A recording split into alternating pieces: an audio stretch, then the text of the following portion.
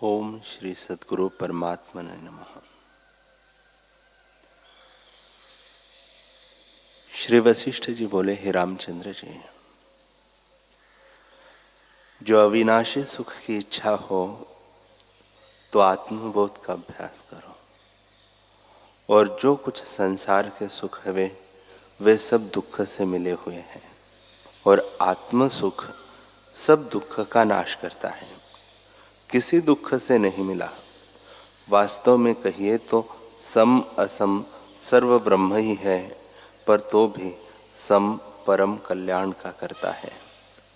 इससे अभिमान का त्याग करके सम का आश्रय करो और निरंतर बुद्धि से विचार करो। जब यत्न करके संतों का संग करोगे तब परम पद को प्राप्त होंगे। हे रामचंद्र जी, संसार समुद्र के पार करने को ऐसा समर्थ कोई तप नहीं और न तीर्थ है, सामान्य शास्त्रों से भी नहीं तर सकता। केवल संत जनों के संग से भव सागर को सुख से तरता है।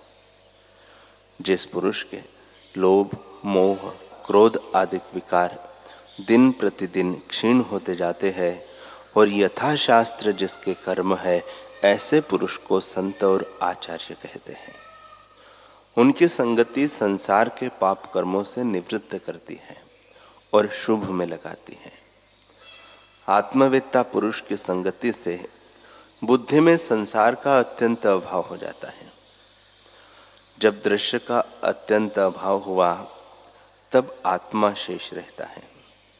इस क्रम से जीव का जीवत्व भाव निवृत्त हो जाता है और तब बोध तत्व ही शेष रहता है। जगत न उपजता है, न आगे होगा और न अब वर्तमान में है। इस प्रकार मैंने तुमसे अनंत युक्ति से कहा है और कहूंगा। ज्ञानवान को सर्वदा ऐसे ही मनन होता है।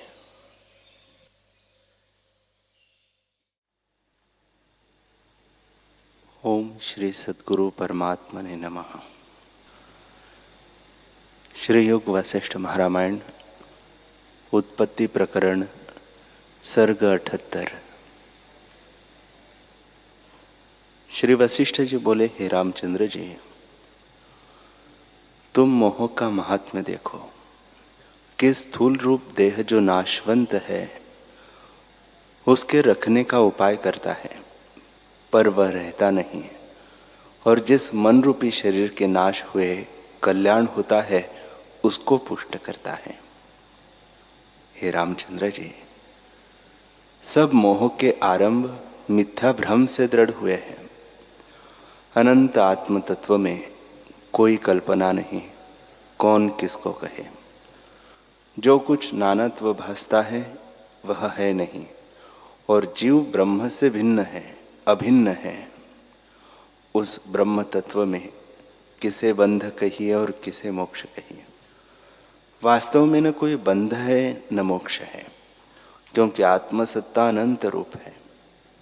हे रामचंद्र जी, वास्तव में द्वैत कल्पना कोई नहीं, केवल ब्रह्म सत्ता अपने आप में स्थित है। जो आत्म तत्व अनंत है वही अज्ञान से अन्य की नहीं भासता है। जब जीव अनात्म में आत्म अभिमान करता है तब परिचिन्न कल्पना होती है और शरीर को अच्छेद रूप जान के कष्टवान होता है, पर आत्मपद में भेद अभेद विकार कोई नहीं, क्योंकि वह तो नित्य शुद्ध बोध और अविनाशी पुरुष है। हे रामचंद्र जी, आत्मा में न कोई विकार है, न बंधन है और न मोक्ष है, क्योंकि आत्म तत्व अनंत रूप, निर्विकार, अच्छेद, निराकार और अद्वैत रूप है। उसको बंध विकार कल्पना कैसे हो।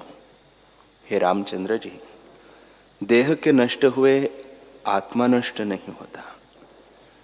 जैसे चमड़ी में आकाश होता है तो वह चमड़ी के नाश हुए नष्ट नहीं होता, तैसे ही देह के नाश हुए आत्मा नष्ट नहीं होता। जैसे फूल के नाश हुए गंध आकाश में लीन होती है, जैसे कमल पर बर्फ पड़ता है तो कमल नष्ट हो जाता है, भ्रमर नष्ट नहीं होता। और जैसे मेघ के नाश हुए पवन का नाश नहीं होता, तैसे ही देह के नाश हुए आत्मा का नाश नहीं होता। हे रामचंद्र जी, सबका शरीर मन है और वह आत्मा की शक्ति है। उसमें यह शरीर आदि जगत रचा है। उस मन का ज्ञान बिना नाश नहीं होता, तो फिर शरीर आदि के नष्ट हुए आत्मा का नाश कैसे हो? हे रामचंद्र जी, शरीर के नष्ट हुए तुम्हारा नाश नहीं होगा। तुम क्यों मिथ्या शोकवान होते हो?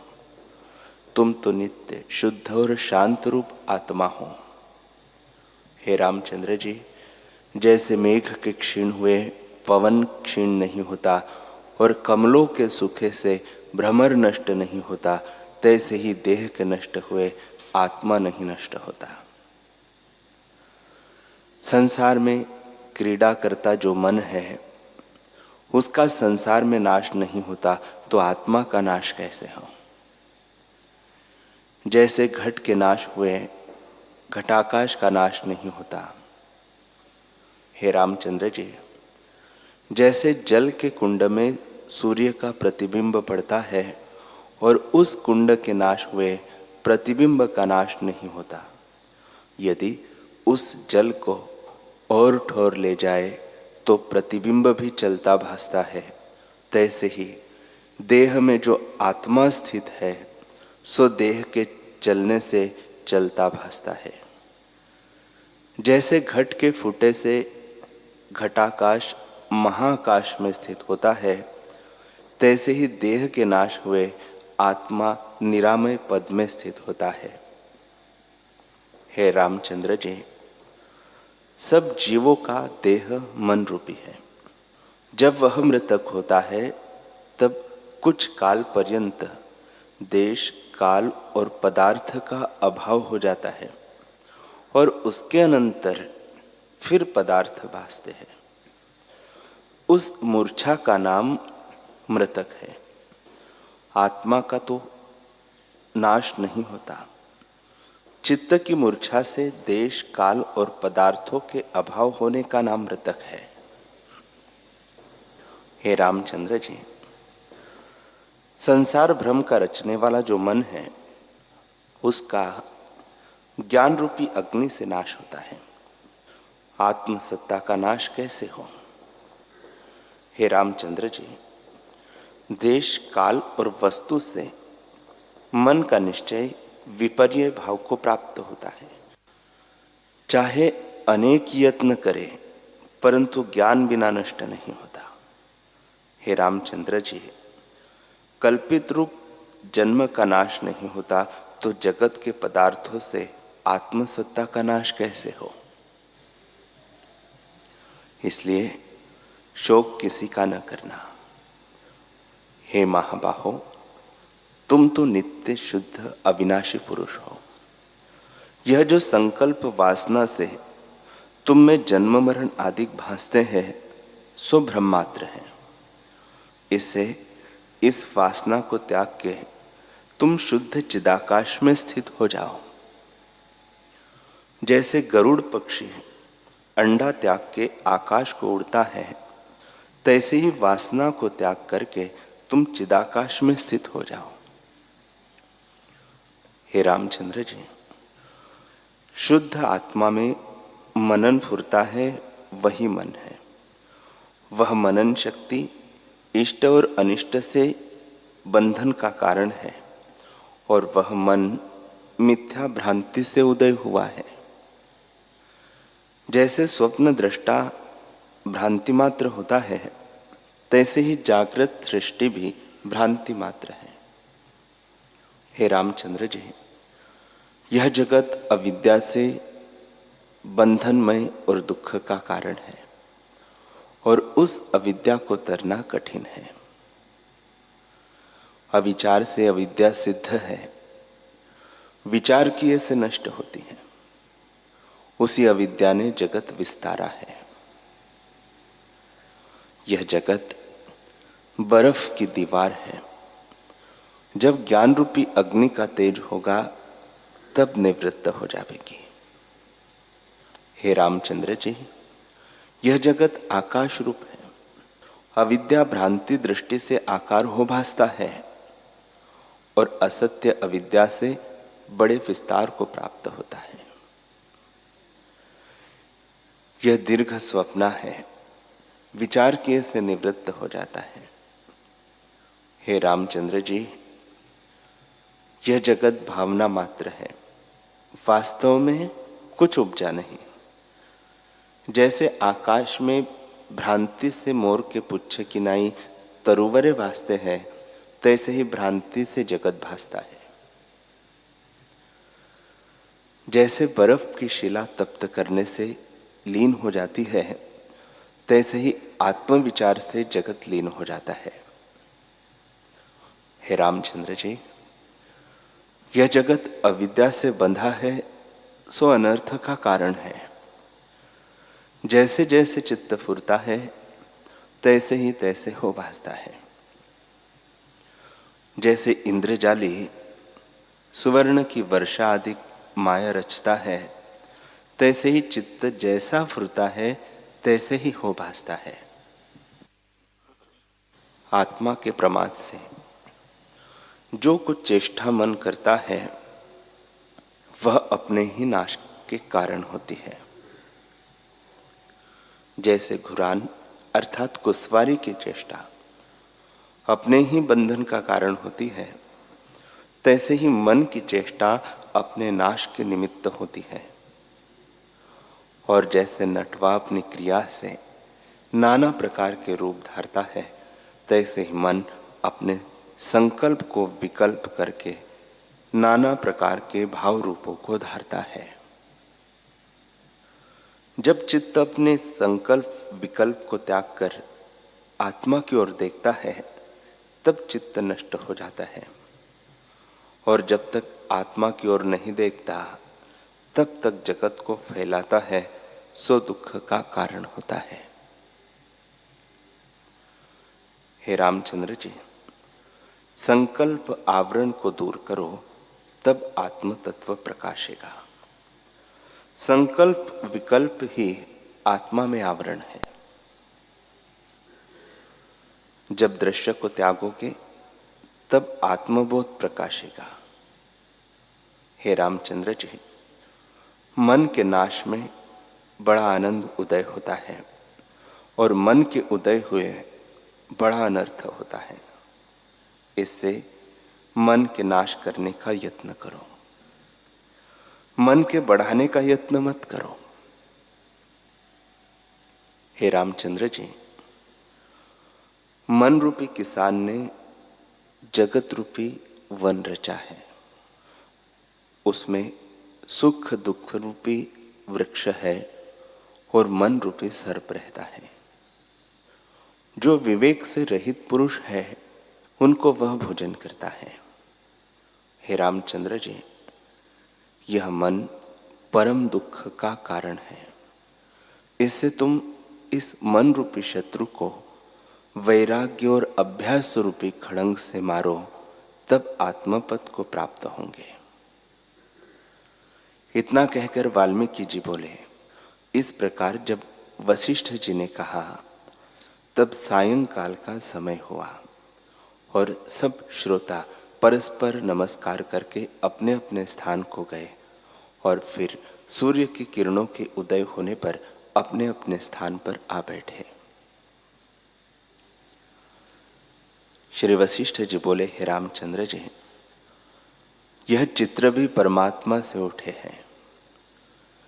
जैसे समुद्र में लीला से जल कणिका होती है, तैसे ही परमात्मा से मन हुआ है।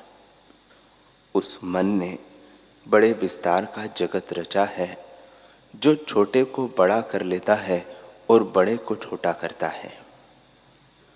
जो अपना आप रूप है, उसको अन्य किनाई दिखाता है, और जो अन्य रूप है उसको अपना रूप दिखाता है। अर्थात आत्मा को अनात्म भाव प्राप्त कराता है और अनात्मा को आत्म भाव प्राप्त कराता है। ऐसा भ्रांति रूप मन निकट वस्तु को दूर दिखाता है और दूर वस्तु को निकट दिखाता है। जैसे स्वप्न में निकट वस्तु दूर भासती है और दूर वस्तु निकट भासती है। हे रामचंद्र जी, मन एक निमेष में संसार को उत्पन्न करता है और एक निमेष में ही लीन कर लेता है।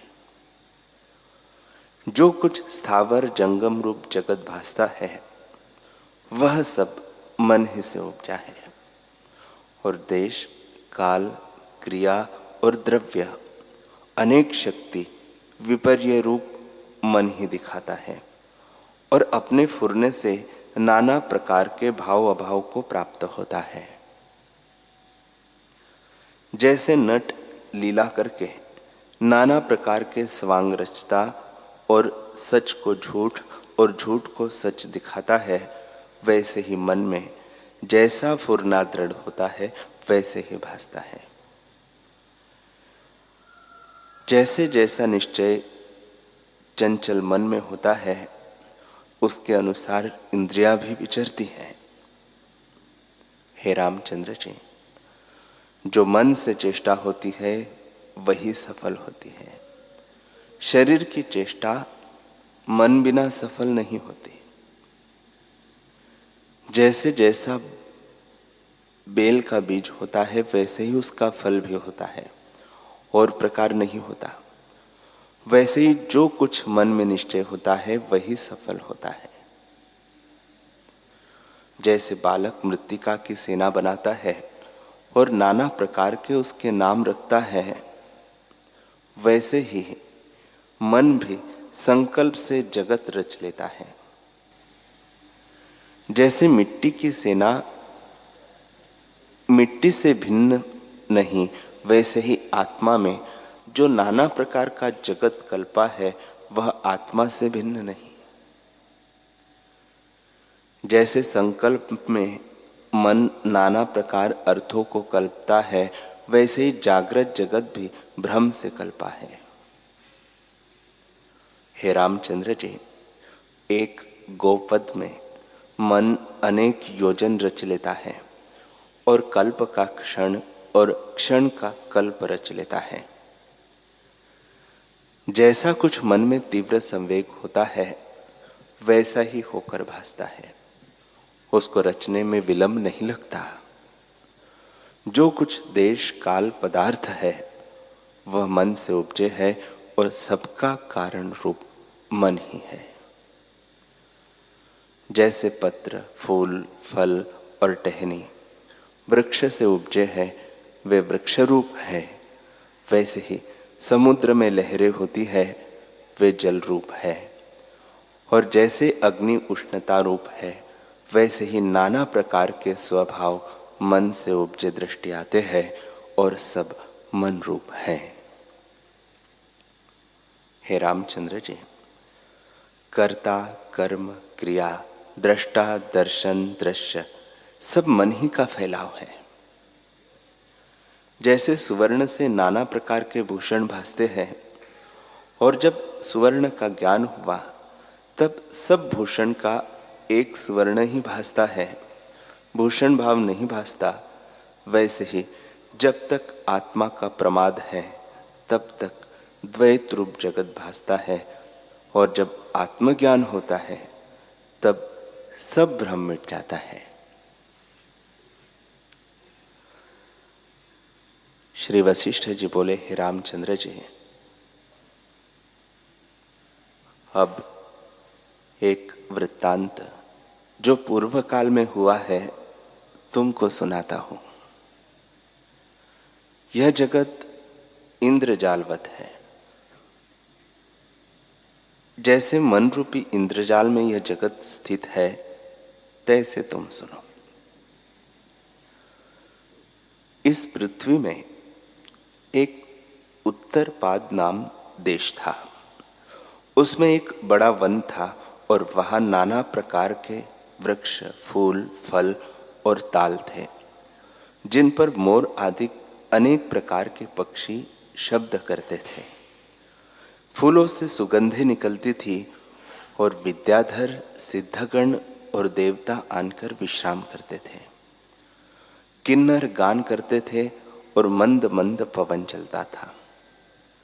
निदान उस स्थान में महासुंदर रचना बनी थी और स्वर्णवत महाकल्प वृक्ष लगे थे। उस देश का लवण नाम राजा अति तेजवान और धर्मात्मा राजा हरिश्चंद्र के कुल में उपजा।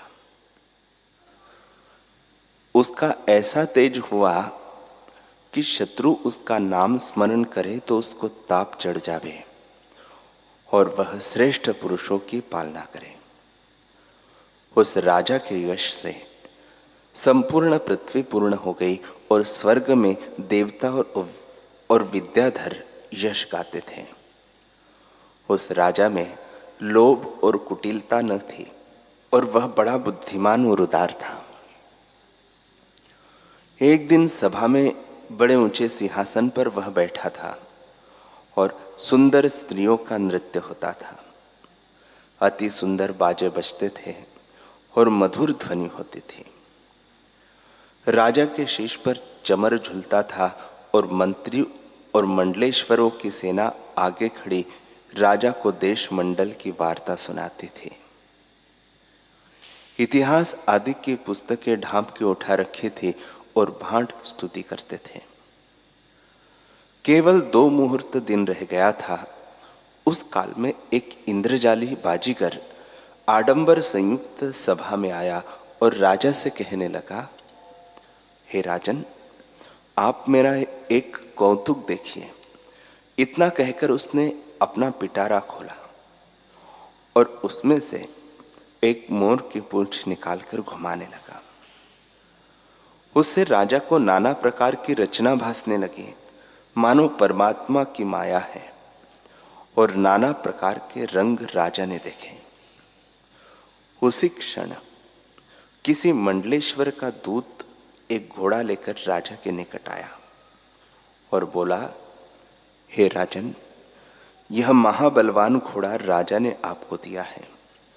जैसे उच्च श्रवा इंद्र का घोड़ा समुद्र मथने से निकला है, तैसे यह है और इसका पवन के सदृश वेग है।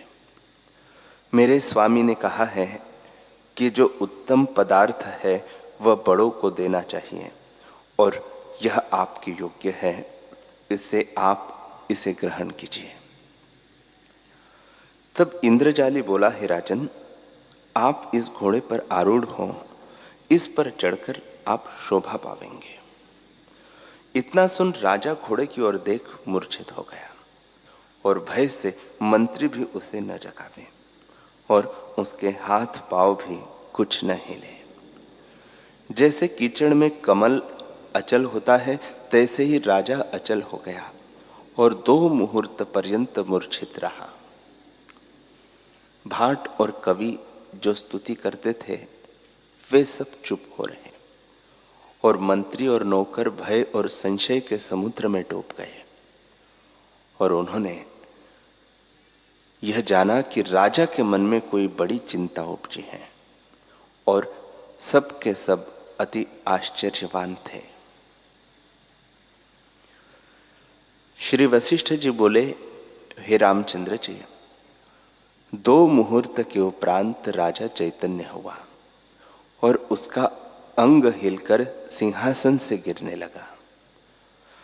तब राजा के मंत्री और अन्य नौकरों ने उसकी भुजा पकड़ के थामा, परंतु राजा की बुद्धि व्याकुल हो गई और बोले कि यह नगर किसका है, यह सभा किसकी है और इसका कौन राजा है।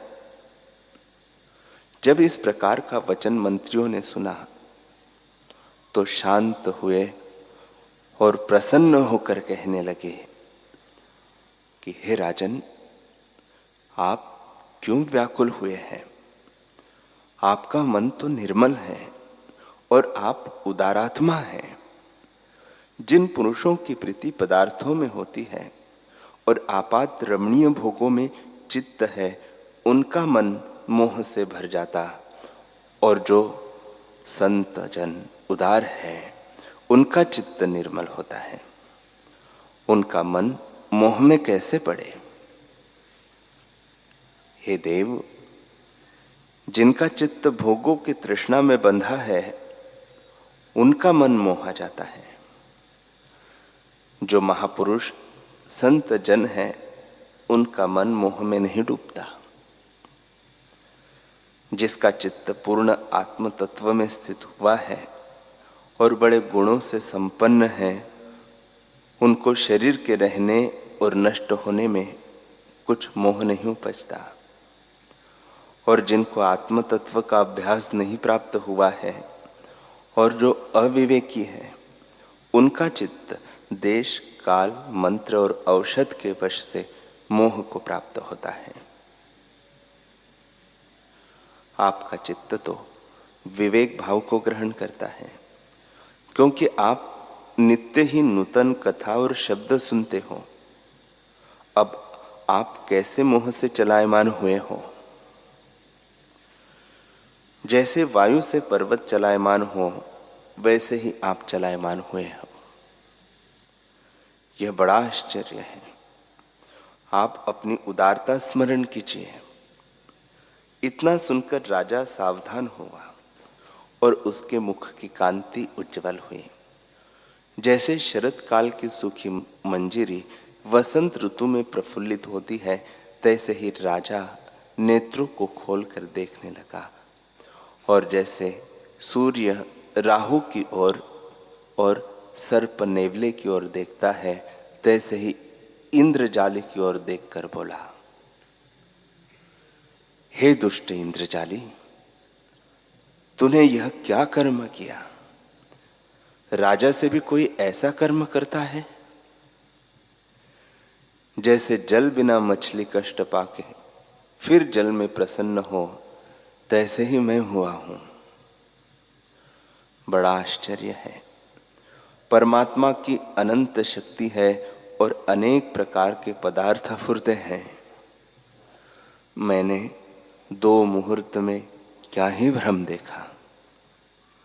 मेरा मन सदा ज्ञान के अभ्यास में था, सो तो मोह गया, तो और प्रकृत जीवों का क्या कहना है। मैंने बड़ा आश्चर्य भ्रम देखा है। यह इंद्रजाली मानो संवर दैत्य है कि उसने 2 मुहूर्त में मुझको अनेक देश, काल और पदार्थ दिखाए। जैसे ब्रह्मा 1 मुहूर्त में नाना प्रकार के पदार्थ रच लेवे, वैसे ही 1 मुहूर्त में इसने मुझको अनेक भ्रम दिखाए हैं। मैं सब तुम्हारे आगे कहता हूं, मानो सारी सृष्टि इसके पिटारे में है।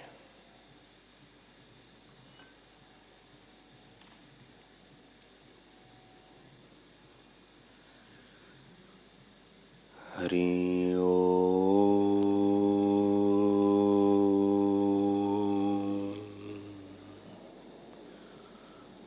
हरि ओम।